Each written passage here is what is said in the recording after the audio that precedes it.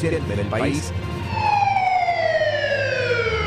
La semana anterior, las autoridades policiales también reportaron la localización de un bebé, pero sin vida, en los baños de un centro comercial en Soyapango.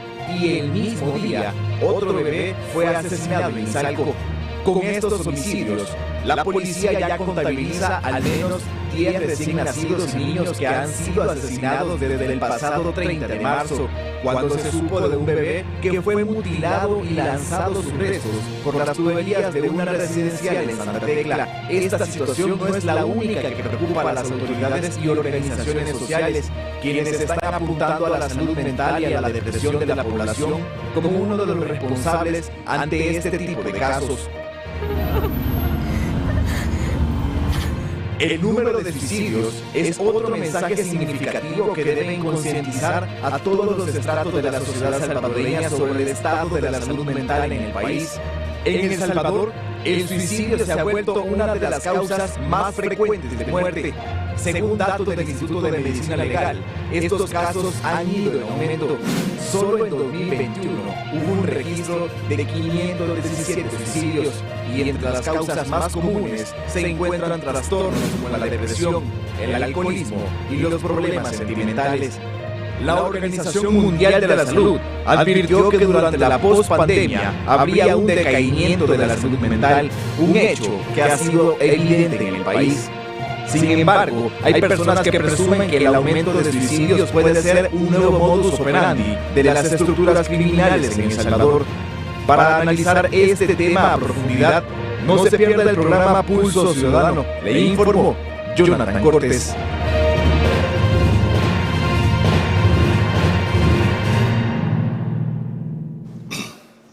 Buenas noches, bienvenidos a un nuevo programa de Pulso Ciudadano. Soy Julio Valdivieso y estamos a través de la señal del canal 21 y 19. Hoy vamos a hablar sobre un tema importantísimo para el país, la salud mental.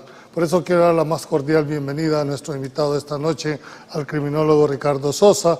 Recuerdo, tenemos a disposición nuestro número de WhatsApp 78696982 para que usted nos envíe sus preguntas, comentarios y en la medida en que pueda nuestro invitado lo pueda responder.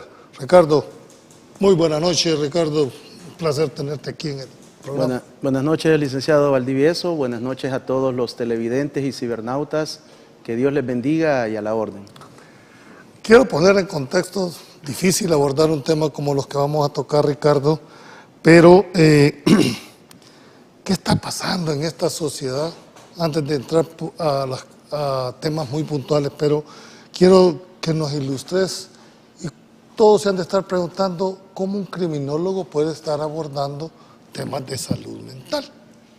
En el desarrollo del programa vamos a ir despejando esta primera interrogante que incluso yo mismo me la hice.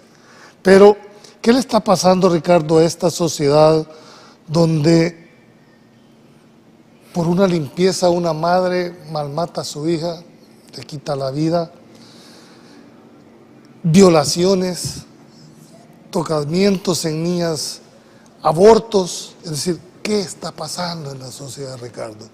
Y finalmente, ¿será que el haber resuelto, dijéramos, el problema pandilleril y de seguridad devela otros problemas que han existido pero que estaban ocultos? Me parece, licenciado Valdivieso, de que, tal como usted lo apunta, el país viene está inmerso todavía en lo que el órgano ejecutivo le ha denominado la guerra contra las pandillas. Es una cruzada que aún no finaliza, que continúa y que, por supuesto, generó una serie de afectaciones en gran parte de la población. Si nos basamos en la evidencia, yo lo que le puedo decir es que aproximadamente entre el 80 y el 85% del territorio nacional tenía influencia y estaba de alguna manera bajo control de estas estructuras de las pandillas. Allí había dominio, control, existía también terror, existía también una serie de situaciones como mini estados paralelos con un sistema de tributación que era la extorsión, con un talento criminal como eran las diferentes estructuras que formaban las pandillas, tenía toda una logística a través de armas de fuego, medios de comunicación, transporte, negocios y por supuesto las finanzas criminales que les permitían operar y ejecutar actividades de crimen organizado. Dentro de este menú delictivo criminal de las pandillas existía también el efecto del terror y del temor sobre el cual sometían a la población de estas regiones. De igual manera existían los denominados límites fronterizos, estas fronteras invisibles que no estaban marcadas pero que los habitantes conocían perfectamente, y esto impedía el pleno de las facultades de libertad, de movilidad, de poder visitar a un familiar, a un amigo, aún dentro de la misma colonia, porque esa frontera invisible dividía el territorio en dos partes o si había otra estructura pandilleril. En ese momento, estamos hablando de la década anterior, llegamos a un promedio diario de 18 homicidios en el indicador interanual. Esto lo que indica es que la fuerza de la seguridad pública representada en la Policía Nacional Civil y el apoyo de la Fuerza Armada, esta fuerza estaba empeñada en combatir y en reprimir y en defenderse, también licenciado Valdivieso, en defenderse de los ataques de estas estructuras criminales. Esta serie de casos que demuestran el nivel de intolerancia social que históricamente, antropológicamente, sociológicamente y criminológicamente disponemos de evidencia que estos niveles de intolerancia y de violencia se encontraban incluso previo a la fundación del Estado mismo, previo a ser república, lo cual nos indica que nuestros antepasados también tenían la violencia como privilegio para resolver cualquier diferencia o conflicto. Ahora, ¿no te parece también de que sucedió durante la guerra que también el ejercicio de la coacción que tenía en el territorio de alguna manera controlaba la guerrilla esos factores? Lo mismo pudiera haber estado sucediendo, que esta gente al tener control del territorio, todos estos casos no eran conocidos. Lo que pasa es que también existían una gran cantidad de oportunistas, gente que amenazaba, se aprovechaba y decía, de la situación. Somos de la pandilla tal y a partir de este día me vas a pagar tanto o me vas a entregar a tu hija. También teníamos ese tipo de situaciones, pero incluso me parece que los medios de comunicación también estaban empeñados y su agenda setting, su agenda mediática estaba centrada en los casos sobre la situación de la extorsión, de los homicidios, de los asesinatos de mujeres y por supuesto de los desplazamientos forzados que estas estructuras generaban. Quiero, para cerrar en esta parte y entrar en la segunda, a ver el tema específico del suicidio. ¿Tú crees que en realidad el país estuvo en un momento determinado, pudo haber sido considerado un Estado fallido en realidad al haberse perdido lo que se conoce como la influencia territorial? No tengo ninguna duda de eso.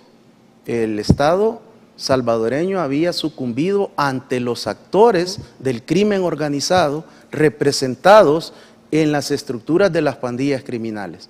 Pero también hay que decirlo con mucha propiedad que esto era un problema que ya se había formulado, al menos yo desde estos sets de Megavisión, desde el año 2004 al 2009, establecí que estos eran actores no estatales que generaban guerras de baja intensidad. Un conflicto de baja intensidad era lo que en aquel momento, iniciando el siglo, ya presentaban las pandillas. Pero como no existía un plan estratégico guiado por inteligencia policial, apoyado estratégicamente también por la Fuerza Armada, llegamos a los niveles de convertirnos en un Estado fallido, de ser el país con la mayor tasa de violencia homicida, con el mayor número de asesinatos de hombres, mujeres, niños, niñas y adolescentes sobre la faz de la tierra, tan reciente como en el gobierno anterior.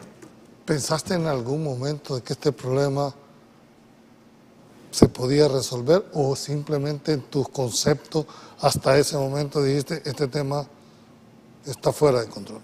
Bueno, yo apelo a todos los videos que están grabados aquí en Megavisión, prácticamente de estos últimos 20 años, donde mi planteamiento fue claro, categórico, contundente, y mi posición ha sido completamente coherente.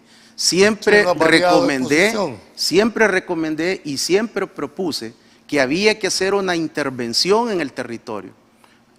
No la imaginé como la estrategia impulsada por el presidente Bukele.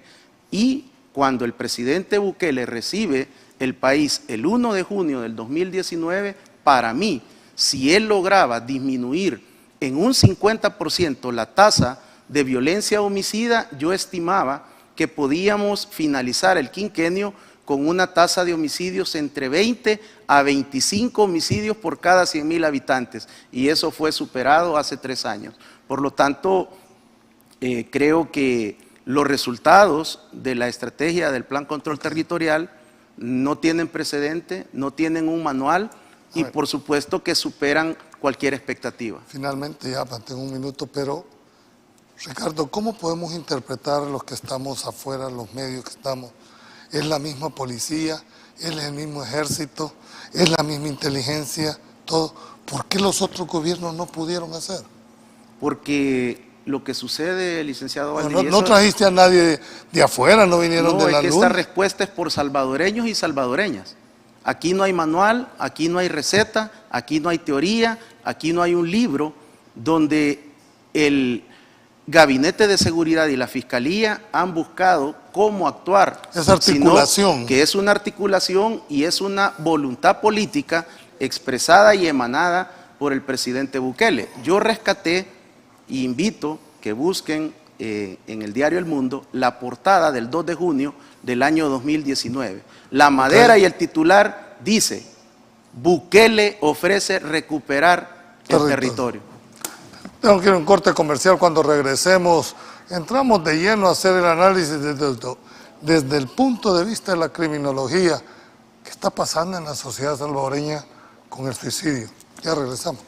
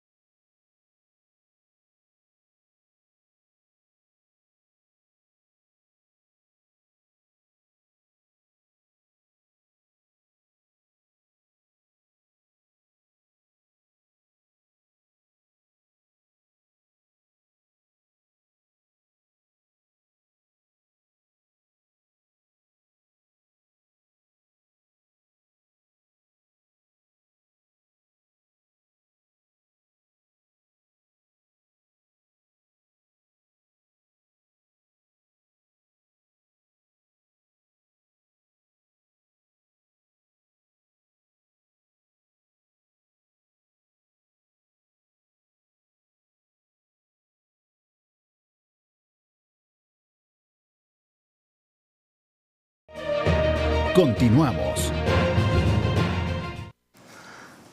Gracias por continuar en esta segunda etapa del programa.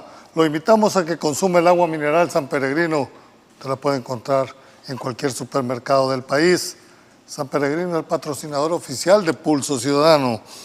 A ver, Ricardo, en esta segunda etapa quiero hacer el planteamiento porque toda esta semana como medio hemos estado dando cobertura en aquellos casos en que hemos podido.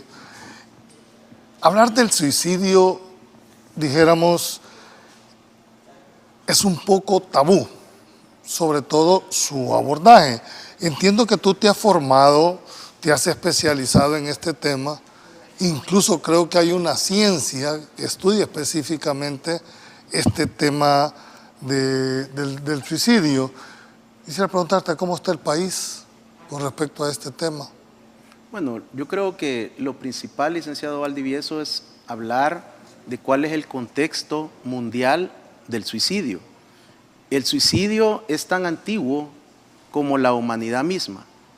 Y tan pronto en el libro más traducido, más vendido, que es la palabra de Dios, la Biblia, no lo menciona como suicidio, pero tenemos identificados alrededor de 9 casos de grandes hombres, de personajes de la Biblia que tomaron la decisión de quitarse la vida. Incluso también se registran ya comportamientos de imitación dentro de lo que es la palabra de Dios.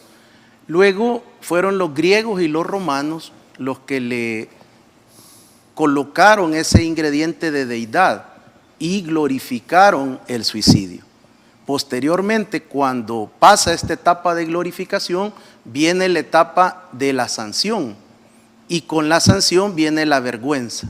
Por lo tanto, en pleno 2024, una familia en el mundo que un miembro decide quitarse la vida representa una vergüenza, representa una situación que no se quiere compartir, aunque la persona ha tomado la decisión de quitarse la vida.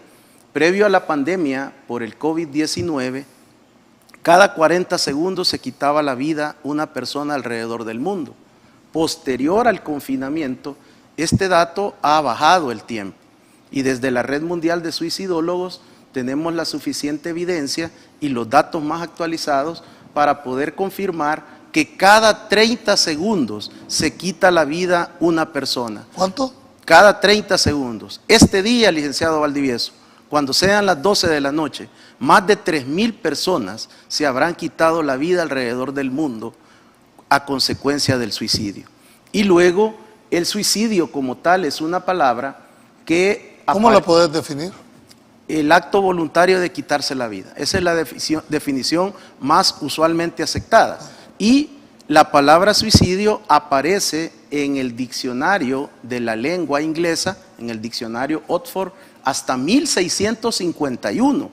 Por lo tanto, esta es parte de todo el ocultamiento que ha existido históricamente sobre el suicidio, siendo la segunda causa de muerte en el segmento de la juventud, que es de los 15 a los 29 años. Solo lo superan los accidentes de tránsito. Pero quiero decirte, el suicidio es el resultado, dijéramos, de una serie de acumulaciones, ya sea frustración, depresión. ¿Has podido identificar las causas que pueden motivar, dijéramos, a una persona a quitarse la vida? El suicidio es multicausal. No es una sola causa. Debe de existir una combinación de factores que lleven a una persona a tomar la decisión de quitarse la vida. Y esto tiene una amplia vinculación con la salud mental. Y la salud mental forma parte de un bienestar más amplio. Y en la salud mental lo que estamos observando es problemas de sueño, problemas de alimentación y problemas en el manejo de las emociones. Esos son los 3 factores de riesgo que están más usualmente afectados y que se combinan en una persona que llega al momento de tomar la decisión de quitarse la vida. Todo inicia con una situación que lo lleva a una condición de vulnerabilidad, y esta condición de vulnerabilidad lo hace susceptible. Existen, como usted lo planteaba en la introducción, una cantidad de mitos que, como lo sabemos, son situaciones que no son verdad, pero que han sido trasladadas de generación en generación. Uno de los mayores mitos y que intentamos combatir es lo que estamos haciendo esta noche gracias a su programa, gracias al Grupo Megavisión, el permitirnos difundir de una manera adecuada, técnica y con principio victimológico para poder llevarle a la población esta información. Qué bien que tocas ese punto, Ricardo, porque te voy a hablar como medio. ¿Cómo abordar como medio el tema del suicidio, una escena?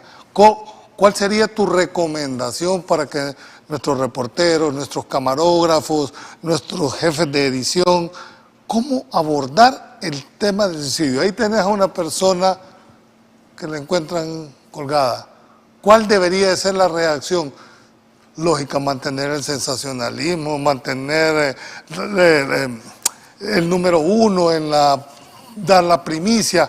¿Cuál debería de ser, dijéramos, el acercamiento o el abordaje que debería tener un medio frente a una escena como la que te estoy planteando? Bueno, hay un manual ya y hay un protocolo de buenas prácticas que está vigente desde prácticamente la década anterior, y esto ha sido avalado por el Sistema de Naciones Unidas a través de esta poderosa red de prevención del suicidio. Creo que lo principal en cuanto a los medios de comunicación es no facilitar las imágenes en directo. Me llamó mucho la atención cómo ustedes en el reportaje previo guardaron mucho de cuidar la silueta de la víctima.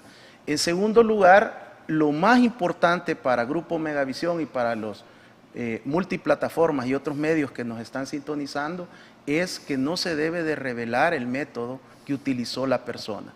Porque eso, ¿por qué, Ricardo? ¿Por qué no revelar? Hay una amplia vinculación en la conducta de imitación.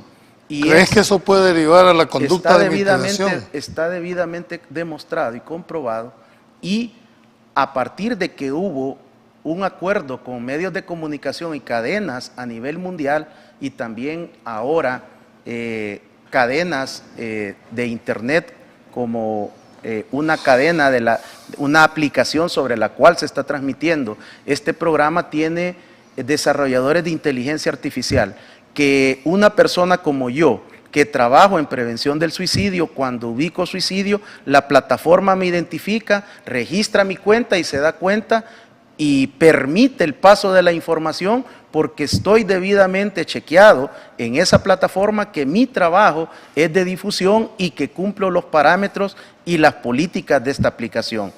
Y luego la conducta de imitación está debidamente demostrado, principalmente con artistas como Marilyn Monroe, una serie de científicos, de escritores, de personalidades que tomaron la decisión de quitarse la vida. Luego de que una personalidad o una figura pública toma la decisión, existe la debida estadística de conductas de imitación que replican este acto. Y esta situación se da más en el segmento de los jóvenes y de los adolescentes.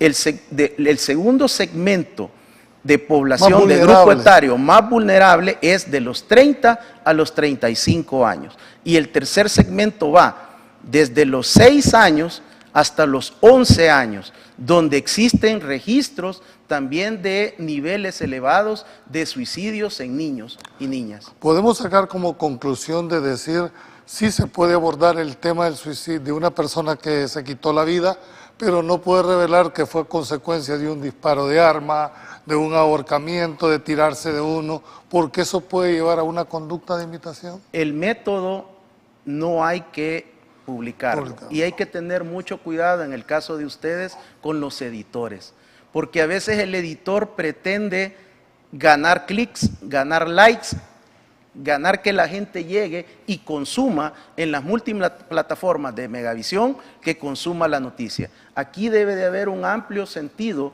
de responsabilidad social de Megavisión con la ciudadanía. Y lo que estamos haciendo ahora, tan reciente como en la década anterior, se criticaba y se decía Lo que están haciendo es que van a generar una cadena de suicidios. Eso está debidamente comprobado que no es así. La persona que toma la decisión de quitarse la vida no era porque era cobarde o porque era valiente.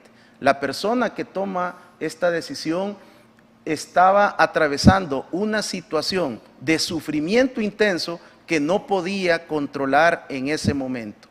Y también hay que desmitificar que la persona que toma la decisión de quitarse la vida es un esquizofrénico. Hay personas con trastornos mentales que toman la decisión de quitarse la vida, pero son minoría. Tenemos participación. Queremos aprovechar a Ricardo ahorita. Buenas noches. El fenómeno que se está viviendo en nuestro país es por falta de oportunidades. En general, que no se encuentra trabajo, no tienen que comer muchas veces, situación económica. Esto está llevando a la generación a tomar estas decisiones. ¿Compartís tú eso, que la falta de oportunidad, la falta de no contar con un trabajo, la situación puede, dijéramos, condicionar a esta persona a una decisión de estas? El aporte de nuestra televidente o nuestro televidente es verdadero, y también lo que usted suma. Yo agregaría también, en el caso de lo que tenemos en este momento en el mundo, el acoso cibernético, el bullying. El bullying también. Tenemos aspectos de grupos de migrantes que también toman la decisión de quitarse la vida, son grupos vulnerables que están en esta condición de riesgo. De igual manera, tenemos una problemática en el segmento de la juventud de problemas en su identidad. El joven no encuentra qué es realmente lo que es, para dónde va y qué quiere. Los padres de familia descuidaron ese aspecto y ahora cualquier compañero, cualquier vecino, cualquier gurú de los sabios, de los amigos, le dice lo que es o lo que no es. ¿Puede prevenirse o por lo menos detectar por parte de un familiar si una persona está en riesgo, si una persona está siendo, dijéramos, inducida en un momento determinado? ¿Hay sintomatología que los padres podemos detectar cuando hay algún problema con el hijo? Por supuesto, licenciado. Y 8 de cada 10 personas que tomaron la decisión de quitarse la vida habían expresado con claridad que tenían la intención de hacerlo. Pero nuestros afanes, nuestro egoísmo, el hecho de que nosotros estamos en nuestros propios problemas, nos hace estar en una antipatía, no estamos cercanos a la gente, no estamos cercanos a la familia. La pandemia, el confinamiento nos dejó también una problemática de que los jóvenes pasan en los cuartos encerrados. De hecho, te dice aquí, el problema es que el suicidio lo ven como un tabú en El Salvador. A mi madre le dio depresión y ansiedad después de la pandemia en el 2021. Nosotros como hijos hicimos lo imposible para que no nos diera respuesta. ¿Y qué hacer para ayudarla? Pero ni los psicólogos y psiquiatras nos ayudaron. Nos decían que mi mami era lo que no ponía de su parte, ya que ella se desesperaba. Duró 3 meses y luego se quitó la vida. En esos 3 meses ella cambió bastante, ya no era, desconocía a mi madre. Deberían de poner una materia de psicología en las escuelas e instituciones. Antes de que me dé la respuesta, quiero hacerte esto. ¿Por qué un criminólogo aborda, o por lo menos tiene más claridad que un psicólogo en el abordaje de esta temática? Cuando cualquiera te puede decir, bueno, es que es un criminólogo, que tiene que ver la criminología con el tema de salud mental y específicamente en el suicidio. Bueno, la criminología está presente en los grandes acontecimientos de la historia de la humanidad. La criminología, donde llega y es tomada en cuenta, transforma naciones, transforma sociedades. La criminología es una ciencia multi e interdisciplinaria. Es mi pasión, es mi estilo de vida. Y yo, antes de involucrarme en el tema de la criminología, estuve involucrado en el suicidio, pero no tenía las herramientas para poder analizarlo e investigarlo. ¿Te ha permitido, digamos, la criminología abrir las herramientas, el método de la criminología me permitió a mí comprender mejor esta temática y luego hay que prepararse, hay que capacitarse. Pero él te dice, el televidente, mira, buscamos ayuda, buscamos psicólogos, buscamos psiquiatras, y terminó en un desenlace. Entonces, ¿a quién acudir el ciudadano? ¿A quién acudir el televidente que está pasando por una situación de esa naturaleza? Los profesionales de la salud mental, los psicólogos y los psiquiatras son los que actúan en la fase 3, son los únicos que pueden trabajar con una persona que tiene una idea suicida, un plan suicida o un intento suicida, que al regresar de la pausa los voy a explicar. Pero lo que estamos haciendo, licenciado Valdivieso, usted, mi persona, los que nos ven, todos y todas podemos contribuir en la prevención del suicidio. Es tanto así que la salud mental y las ciencias de la salud mental ahora han validado que la ayuda espiritual es fundamental para ayudar a una persona que estaba en una crisis de idea suicida. Bien, tengo que ir a un corte comercial, pero quiero dejar planteadas que va a ser, dijéramos, como el punto de partida para que Ricardo nos pueda decir. Dice, las ideas suicidas aparecen en la etapa de la adolescencia por el descubrimiento de identidad y por enfrentarse a la responsabilidad y toma de decisiones.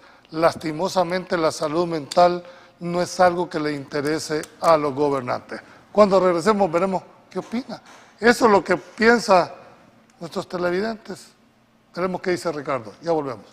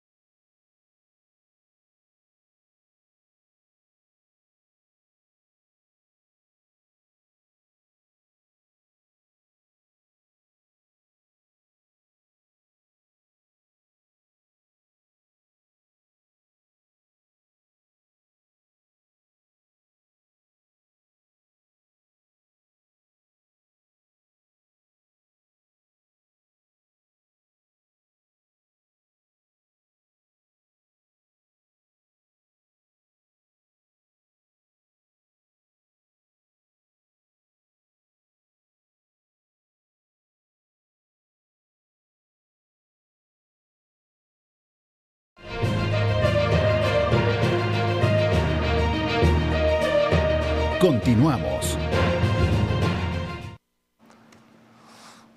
Gracias por continuar en esta parte, Ricardo. Yo sé que el tiempo es vital, necesitaríamos unos 3 programas para hacer, y de hecho creo que es el aporte del grupo en realidad a este fenómeno, a esta situación por la cual está atravesando. esto que nos pone el televidente, que las ideas suicidas aparecen en esa etapa de la adolescencia donde, valga la redundancia, el adolescente está descubriendo su identidad, se enfrenta a responsabilidades para tomar decisiones y lo más importante que plantea, que esto no es un tema que les interese a ningún gobierno. Bueno, yo creo que aquí, licenciado Valdivieso, me permite a mí exponer que existen las neurociencias y la neurocriminología. Ambas disciplinas… Traducirnoslo al calor. Las neurociencias son aquellas ciencias que estudian el sistema nervioso central y autónomo, con todos los instrumentos y todo el equipaje que Dios nos ha permitido en este extraordinario cuerpo humano. Cómo las neurociencias nos ayudan a entender cómo tomamos las decisiones, cómo pensamos, cómo sentimos, cómo decidimos, y a través del sistema límbico, que es un sistema interno también de nuestro cuerpo, se toman las decisiones. La neurocriminología es una nueva tendencia criminológica que estudia cuáles son las decisiones que impulsan a una persona a cometer crimen o delito. El suicidio existe en países en el mundo donde es catalogado como delito. Nosotros no tenemos esa categoría, pero a través de estas dos ciencias, durante los últimos 10 años yo he podido estudiar y dedicarme al estudio sistemático del lóbulo frontal, que es el que tenemos acá ubicado entre el hueso nasion y el hueso frontal. Allí está la corteza frontal donde se toman las decisiones y donde se decide el bien y el mal. Las personas que se ha podido estudiar a través de las neurociencias y la neurocriminología y a través de las autopsias psicológicas de sobrevivientes de suicidio, se ha podido llegar a la conclusión que estos problemas proceden en un gran porcentaje desde la primera infancia, desde los 0 hasta antes de cumplir los 8 años, y luego de los 8 años hasta los 12 años, la calificación de adolescencia.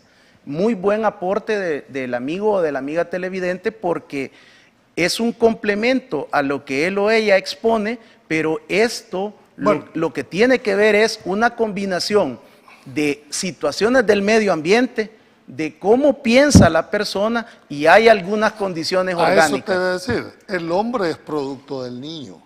O sea, según los últimos estudios te establece que la personalidad del individuo se forja entre los 0 y los 7 años. Por eso es importantísimo la identidad que pueda tener el niño con el padre o con la madre. Y es en los primeros años de formación en donde el niño se queda con las muchachas, en donde el niño se queda con la abuela, con el tío, pero no con los padres. Solo encerrado. Solo encerrado. Es decir, esto nos tiene que reflexionar como sociedad. Te dice aquí, mira, buenas noches. Lastimosamente en el país los psiquiatras quieren resolver todo con fármacos, sin escuchar a los pacientes, sin mayor exploración clínica, y muchos psicólogos deficientes que solo se centran en cobrar y no en ver su calidad y de forma humanitaria. Somos pocos los que realmente buscamos servir a los usuarios con sentido humano. Con mis compañeros psicólogos hemos andado impartiendo talleres de intervención en crisis. Sería bueno que hagan un programa de cómo aplicar primeros auxilios psicológicos. Excelente. Me imagino que es psicólogo el que está haciendo el planteamiento. Sí. De hecho, me comprometo, si quiere usted nos puede abordar en el tema que tenemos para WhatsApp, nos contactamos y por supuesto que vamos a abordar ese tema desde el punto de vista que usted está planteando. Creo que es parte de la responsabilidad social que un medio de comunicación debe tener, y Grupo Megavisión no es la excepción. Bueno, yo quiero felicitar al profesional de la salud mental de este grupo de psicólogos que están trabajando en prevención del suicidio, en hacer llegar este conocimiento de una manera muy entendible. Eso demuestra que la sensibilidad de la mayoría de profesionales de la salud mental debe de prevalecer, y en lo particular yo he trabajado con la Asociación de Psiquiatría, con asociaciones de psicólogos, he trabajado con APSAM y hemos encontrado un gran recibimiento con el mismo colegio médico. Este es un tema que venimos trabajando desde muchos años. Por eso creo que no me equivoqué, me escogerte en el perfil del tema, Ricardo. Quiero preguntarte, ¿el Estado está preparado para afrontar la salud mental? ¿El Estado salvadoreño? El Estado salvadoreño tiene los instrumentos, tiene el personal adecuado para eso. Sí, mire, de acuerdo a tu experiencia. Mire, licenciado, yo estoy preparado y formado para intervenir en fase 1 y fase 2. No hasta ahí llega mi competencia. Y los profesionales de psicología que están sintonizando este espacio saben que ellos entran en fase 3 o entran desde la fase 1. Lo que sucede acá es que existe un desconocimiento de la población del trabajo que está desarrollando, como usted lo plantea, el Estado. Y yo, no solo el Estado, sino aquí el órgano ejecutivo a través del Ministerio de Salud. Y yo le pido por favor a usted, amigo y amiga televidente o cibernauta, tome nota en este momento. Usted puede marcar el 131. 131. Es una línea que está operando de 7:30 de la mañana a 3:30 de la tarde con profesionales de la psicología que ayudan en lo que el profesional nos exponía en los primeros auxilios psicológicos y en facilitar. Es del Ministerio de Salud. Es del Ministerio de Salud. No lo dicen. No, está en la publicidad, está en los anuncios, pero lo que usted dice, hemos estado como sociedad en otros temas que este tipo de números no los tenemos en la mente. En honor a la verdad, el ministro de Salud nos ha dicho, tenemos en los hospitales, tenemos incluso en las clínicas, dijéramos que no son hospitales, pero son de atención, tenemos gente preparada. Sí, así es. Bueno, continuando, licenciado Valdivieso, el 132 es el número que usted debe de marcar a partir de las 3:30 de la noche, de la tarde, hasta las 7:30 de la mañana. Ahí se completa la ayuda del Sistema Nacional de Salud del Ministerio de Salud. Y luego también el Seguro Social, el Instituto Salvadoreño del Seguro Social, también tiene su línea de atención, que es el 127. Estas son líneas gratuitas, no necesita disponer de saldo. Ricardo, cuando alguien hace uso de esa línea y detectan que efectivamente es posible. Hay una intervención profesional y hay un acompañamiento hasta que la persona logra estabilizarse y sale de la crisis del plan o del intento suicida. Todo inicia con una ideación suicida. Cuando la persona, producto de este sufrimiento que no puede manejar, dice, lo mejor es que me quite la vida. Es una idea. Luego viene el plan, que es el método que el hombre o la mujer decide hacerlo. Y luego viene el intento. Los hombres a nivel mundial está establecido que lo van a intentar hasta 2 veces. Solo va a fallar una. Y usualmente es porque los hombres, cuando deciden utilizar un arma de fuego tipo pistola, no le pueden jalar el carro y establecer que el plomo pase a la recámara. Por eso ese intento falla en la primera vez, en la segunda será fatal. Y en el caso de la mujer, lo intentarán hasta 6 ocasiones, licenciado. Ok, buenas noches. Mi hijo después de la pandemia cayó en depresión.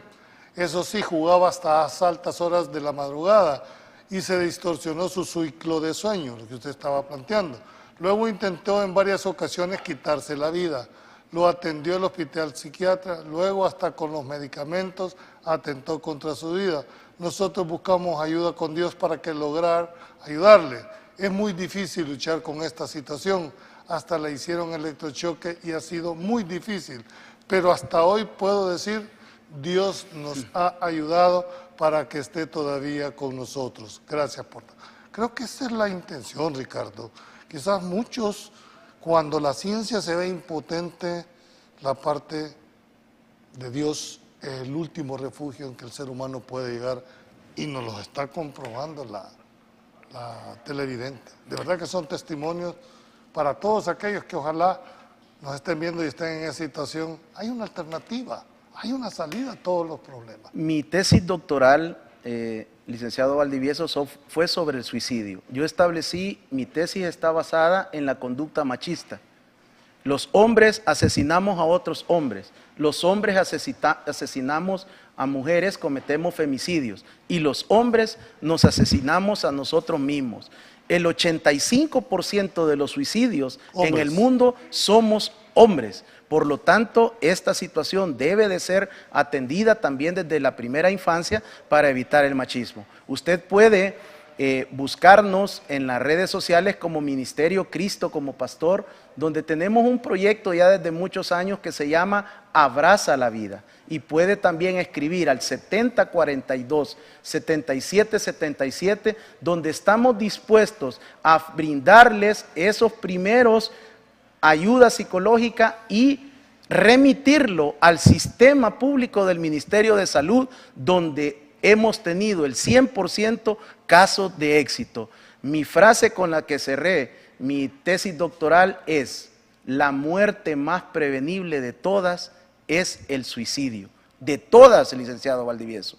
Por eso lo que usted está haciendo en esta noche es un gran aporte al país. Y en segundo lugar, los salvadoreños y las salvadoreñas debemos de morir viejos y viejas, llenos de vida, cumpliendo nuestros sueños y nuestras visiones, llegar hasta la tercera o la cuarta edad, y que sea la voluntad de Dios, no nuestra decisión. Ricardo, no me equivoqué en el tema, no me equivoqué en el expositor. Muchas gracias en nombre de muchísimas personas que estuvieron atentas. Nos hubiese gustado, nos comprometemos en la segunda parte del programa. Sabemos que esto ha puesto el dedo en la llaga, es un tema tabú, como muy bien se dijo, pero creo que estamos rompiendo esa, sobre todo que don Ricardo nos está diciendo cómo debemos de abordar como medio este tipo de situaciones. Pasen buenas noches, que Dios los bendiga, nos vemos mañana. Mañana estará un juez explicándonos aquí cómo es el manejo de las tarjetas de crédito. ¿A qué debe de usted hacer en el momento en que le dan una? ¿Cómo debe manejar su crédito de manera responsable? No se lo pierda mañana. Pasen buenas noches, que Dios los bendiga.